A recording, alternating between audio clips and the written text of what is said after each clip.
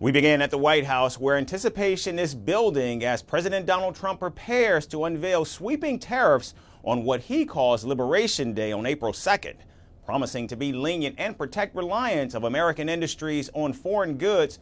President Trump's plan involves reciprocal tariffs aimed at matching the duties imposed by other countries on U.S. products.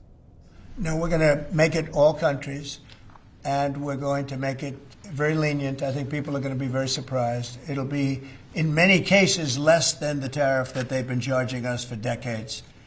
So I think people are going to be very, very surprised. The White House Press Secretary Carolyn Leavitt confirmed the president will announce details on April 2nd, but whether these tariffs will be product-specific or broader remains unclear. On Wednesday, it will be Liberation Day in America, as President Trump has so proudly dubbed it. The president will be announcing a tariff plan that will roll back the unfair trade practices that have been ripping off our country for decades. He's doing this in the best interest of the American worker. Again, I will let the president get into the specifics of the announcement. It's his announcement to make. Now, White House Trade Advisor Peter Navarro estimates that tariffs could generate around $600 billion annually. And India, in particular, faces scrutiny from the Trump administration. However, the commander-in-chief has claimed that India has agreed to substantially reduce tariffs ahead of the April 2nd deadline, but details are scarce. Well, as you know, Prime Minister Modi was here just recently, and we've always been very good friends. India is one of the highest tariffing nations in the world. They're very smart, and he's a very smart man and a great friend of mine, actually. And we had very good talks. I think it's going to work out very well between India and our country. Very, very well. And I want to say you have a great prime minister. Now, on the other hand, Canada and Mexico, which are America's two largest trading partners, already face steep tariffs.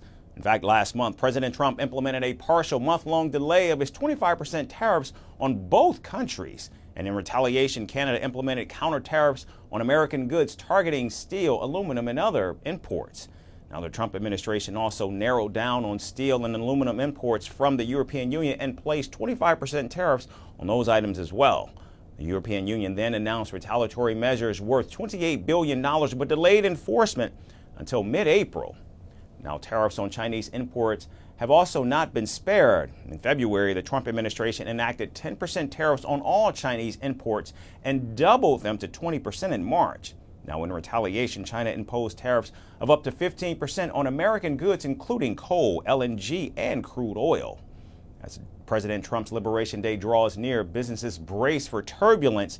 And as the clock ticks closer to April 2nd, the world wonders, will this be a bold step toward fair trade or the first domino in a global economic fallout? The answer is just hours away. Greeting you with aloha and namaste. I love India. Presence, occupation of a territory by another country pertains to India, what we saw in Kashmir. The Prime Minister Modi.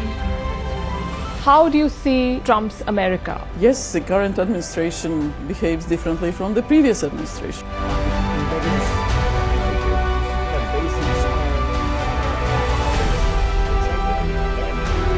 Are you saying that there are foreign powers who are trying to bring down the current government in Syria? Exactly. Bluntly, Iran, maybe Russia too.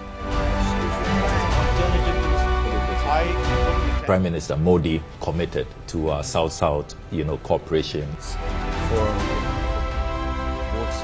Not over 50%. Is Ukraine prepared to pay the price for that peace? No compromises at the cost of territorial integrity and sovereignty.